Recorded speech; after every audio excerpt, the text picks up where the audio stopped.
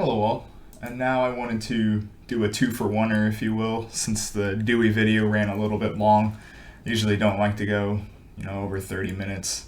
Um, so we left off with critiquing, pragmatist thought really with regards to abstraction and, following a set, doctrine or principles and descriptions of problem situations in a way, whether you want to debate whether it's a more concrete method. Of course, that's that's a different conversation, I suppose, or a different way of looking at it. But I did want to hone in on the natural philosophy, because I think we could tie in an introduction to what existentialists are going to have to say, and some of the critiques of pragmatism as one of the first real postmodern and post-metaphysical in that sort of way of truth and foundationalism, which is constantly going to be critiqued from here on out with regards to people like Descartes. And that's certainly going to be the case with Kierkegaard, as we're going to see. But one of the things to say really, though, is there's no real, of course, certainty in pragmatic thinking. Of course, they're not really interested in that to begin with. But without that certainty, causal mechanisms within the scientific method, then, such as for the example of if I got wet right now, does that mean it's actually raining outside? Does that ensure that there's always going to be rain every time I get wet? Of course not. There's many different ways for someone to end up being wet that doesn't require the mechanism of being rained on outside at any given time. And so you don't really have that sort of certainty towards any of these mechanistic functions if they are merely situational or just instrumental. So the consequent is logically fallacious, quite explicitly, actually. There's only really that you can have the probability, I suppose, but there's only that probable sense of truth. With regards to one of the things that is, I think at least, admirable about pragmatists and Dewey in particular, is seeing human relations as not just that atomistic form of individual speculation, but as a rather more of a communitarian sort of relational being, a social being in that sort of Hegelian sense. I do quite like that about them. But as we've pointed out in past videos, of course, there really is no actual values intrinsically in the universe to the naturalists. It's all simply our own creation. But in a way, though, this sort of way of doing situational ethics or problems in politics is an atomistic way of looking at this in itself, because situational beliefs is really described in Dewey's case as particular situations that are apparently different from each other, but in a way this is just re-identifying with the atomistic view of human relations as a whole. Situations can have an abstraction that we can relate to. There's situations in life that every human being is going to face. And that's certainly the case with, existentialism, which is what I'm trying to bridge in, of course, too. And so there's universal problems, even on the biological, way that human relations are seen with, the evolutionary process with the pragmatists. Problems and desires in that biological function, we certainly would be able to, form concepts out of, the same problems in a philosophy of life in that universal way. And so if you have, questions of the meaning of life or being itself that need to be answered in that sort of capacity of what is, the good life, if it was, as opposed to just simply what is desirable in these outcomes or these probabilities in a situational way. And so I think that is really how I want to put a bow on pragmatism and introduce existentialism, with questions of the meaning of life and these universal sort of situations, if you will, with regards to living in a post-industrial world, and what does that mean in a phenomenological methodology towards describing dehumanization, alienation. What is it? What is the self-conscious that's self-aware in the industrial world? And so existentialism, in a way that isn't like other, philosophical schools or logical systems that we've gone over, existentialism is more based in concerns and a consciousness that I don't think really would have happened, or at least it would have been a far different way of conceiving it without the technology and techniques, as Spengler would say, with regards to these concepts of alienation, of existential dread, of a world that's with relations that are rotten and aren't really necessary in that way that Sartre certainly looks at sexuality and that sort of masochistic relationships with certainly that sort of tradition of Hegelian dialectics as social beings, and the master and slave dialectic certainly comes to mind there as well. So the focus of attention isn't in logical schools of thought for the existentialists, and certainly not on trying to abstract an essence of human nature,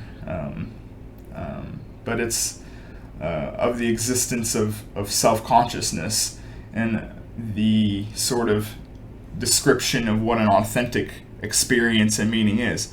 And that's also really interesting too, is existentialists are very much concerned with things like an authentic experience. And I think that really does show that technology and or even capital, I suppose, and if you want to look at how Marx, who was a contemporary of Kierkegaard, they're both answering existential questions in their own way of alienation, whether it's to be a good Christian or to sublate your own values and onto the world. But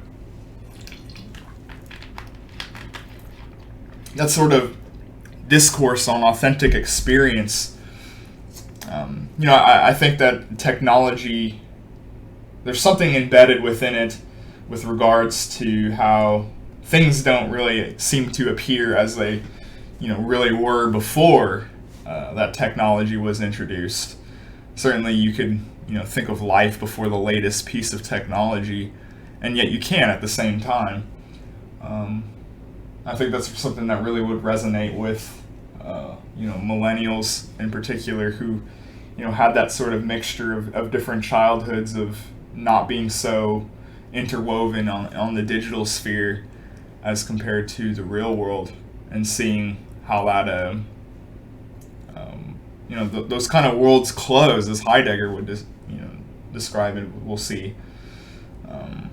And so I think that authentic experience and meaning for the existentialists is quite interesting in that regard.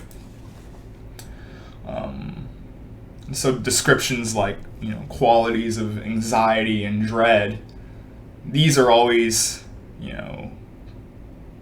things to be considered, things that are going on before we even consider a sort of reasoned proposition, or as Sartre would say, an existence without essence, even before we can get towards the essence.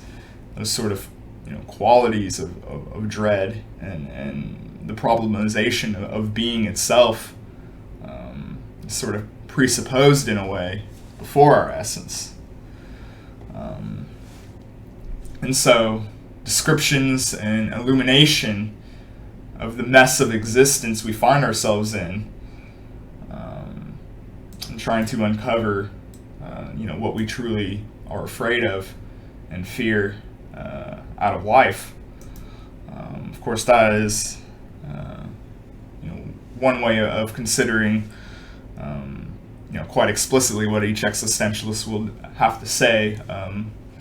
But on the intellectual level, there's always just with regards to this as an ideology that arose out of particular technologies that might not have happened before. We also have to consider that on the intellectual basis, of course, in this sort of philosophy of history here. And so existentialists are greatly influenced by the likes of Hegel and Kant, and their influence over these existentialists.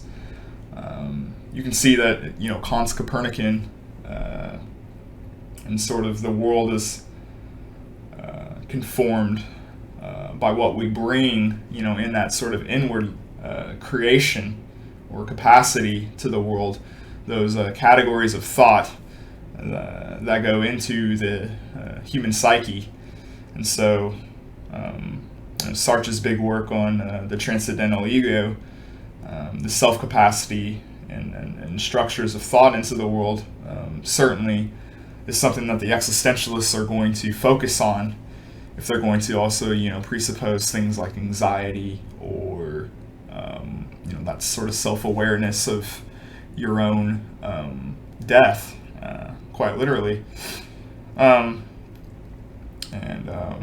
With regards, of course, with Hegel, you'll see the dialectic, the unfolding self-consciousness, though, for Kierkegaard, which is rather interesting to see.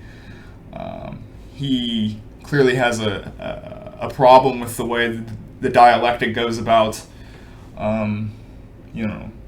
reason and the intellect being, that next level, as opposed to, the feelings and, those existential qualities as actually being, in a way, more genuine than simply, rational beings. You can clearly see, of course, that we've gone away from, rational beings or having some sort of, creative capacity and romanticism. Now it's the opposite. We're definitely not rationalist beings for the existentialists. So Kierkegaard's very indebted to emotion and feeling, and trying to describe that. And clearly Hegel's a phenomenological method of that description is influential, and his way of the existentialists are more or less concerned with freedom and reprise of either these anguishes of emotion or alienation in that sort of technological sense. How can we still get towards freedom? And Hegel, of course, is his history of trying to achieve absolute freedom in history. That might not be the case here with in the historical sense, but there definitely is that freedom of the self that Sartre and the postmodernists are certainly going to be interested in with regards to the 20th century. Existence to essence, or being in that sort of way towards becoming, for Heidegger, mere existence, or Vorhandenheit, as we'll described, is the object on hand. There's no inward identity. It's simply that sort of mere existence, and for Dasein is that there, or that is, which we'll get into more later with regards to the existence and essence. But one of the things, of course, that's worth counting for with the existentialists is, since this is a philosophy mainly of concerns and not of proposition, then you're going to have a very interesting group of people who will refer to them, or even walk away from titles such as existentialism. With Gabriel Marcel, that certainly was the case. He referred to himself as a philosophy of existence. He was a Catholic, French one, he very much had a disposition for the the non-theological existentialists, and so he refers to a philosophy of existence, and we'll look at his repudiation of Sartre a little bit later. You have Tillich and Buber as other theological existentialists that could be interesting to look at.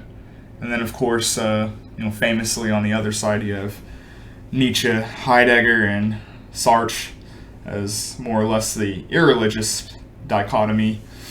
And I think, one of the things that's interesting, perhaps less in a discussion on, what philosopher was religious or not, but more into the giving of oneself.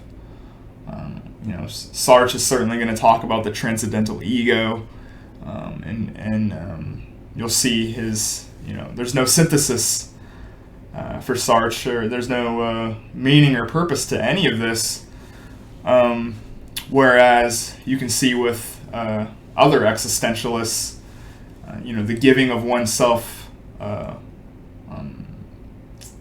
going beyond oneself, actually, is the way that they see enlightenment, or truly, actually, being in the world, quite literally.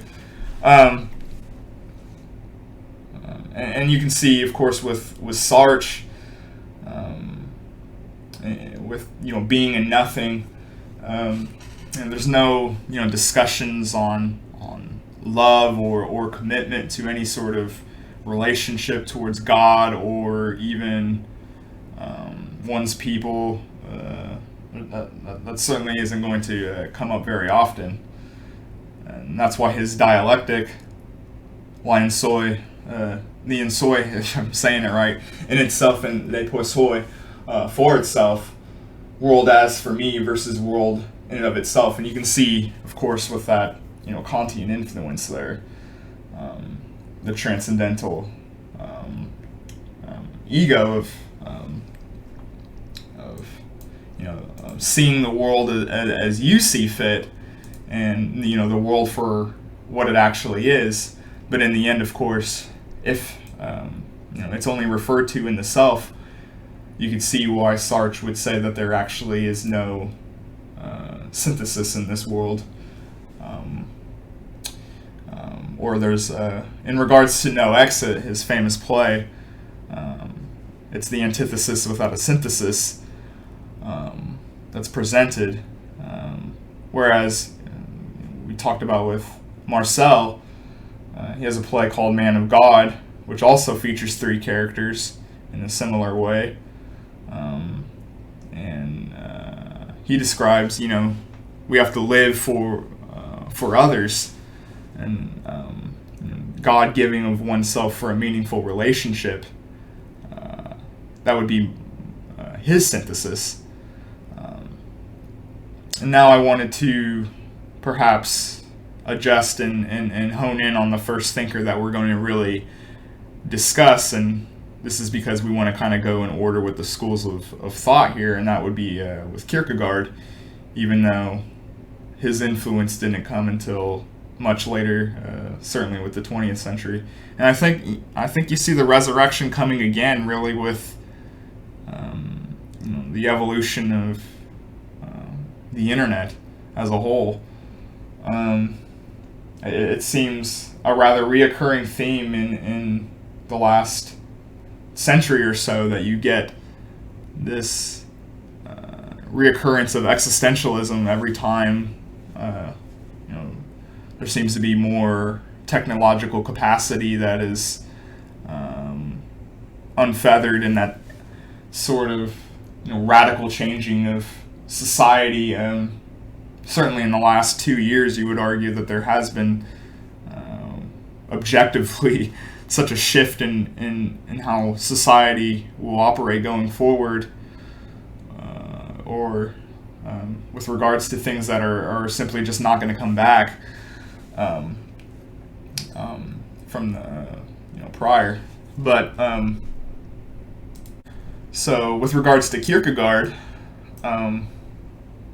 Kierkegaard's main thesis and really what he wants to hit home in his pseudonym writings is becoming a Christian person, which that is to actually become a person is to become a Christian for Kierkegaard, and that's his real thesis that you'll see throughout his works on how, despite existential problems, how despite feelings and rationality, or even structures such as the church that he famously would feud with, how despite all these things can you still become a Christian? That's Kierkegaard's thesis. But one of the interesting themes you'll see is his critiques of Enlightenment and Romanticist account of being. He clearly isn't a rationalist. He doesn't see that sort of rational human conception or a rational being, or even externally driven or filled with that romantic sort of creative spirit or guidance. It's much more in that sort of finding yourself through the dread, as opposed to a romantic account, or that even reason is the way that is your way out. Reason, the rational, in his critique of Descartes, the rational doesn't actually have a starting point. And so if you don't have a starting point, Kierkegaard is going to suggest that logical abstraction is never going to suffice for an individual, because of course an individual is a particular, and each individual has unique circumstance, unique qualities to them, and since the rational has no logical starting point, in that sort of subjective sense, then you can't. There's no way to quench it. There's always something that's changing. Certainly, with regards to situational ethics, at the start of this video, there's never any content or sufficient way of going about perhaps faith or relationship to God. It's always going to be constantly reevaluated and constantly reaffirming or denying in changes towards properties of the world or data at any given time. The rational is always moving. And it can't ever really tame questions of faith. And so for Kierkegaard, he's really focused on the two paths forward for being a Christian, is the objective path and the subjective path. And both of them, of course, have different properties and qualities to them in that relationship towards God. The problem with the objective path, the objective truth, is that it cheats us out of the passions. Experiencing love, or that sort of hopeful drive or emotion. There's a lot of things that could be said about simply instrumentizing, results. But what about the actual experience described as, what that actually means to strive towards something? That passion that doesn't necessarily come on an intellectual basis. A lot of the things that we truly love and are provoked by, or even protect us, when, if you've ever had a really scary incident in a car, a close encounter, or even a car crash itself, there's always been that impulse that I've noticed that really actually will, hurt a lot of people, of, shielding your loved one, putting your hand still, even though,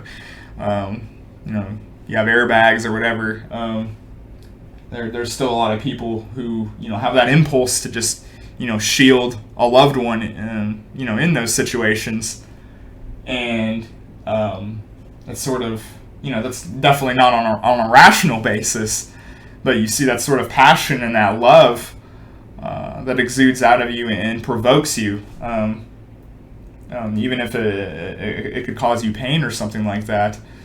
And that's a path or an experience that confides to many beings or many different people. Not everyone is 140 IQ and sitting around and being a Spinozan and having an ethical system towards the world in an objective way. A lot of people are guided more by the passions and faith. And so the subjective response is the passion and love to give onto Christ and God, rather than the logical systems to actually prove a God. And so that really is the two paths that, and two ways that Kierkegaard sees experiencing God or Christianity in that objective and subjective sense. It's important to not see it as sort of a discussion on relativity, but more on his way of actually describing relationships and passions as compared to the logos structure. But this is a 2-in-1 video to finish up Pragmatism and also introduce the various existentialists, as well as starting to get into Kierkegaard, which we will be doing fully in the next video. But make sure to subscribe, and thanks for watching. See you for the next one.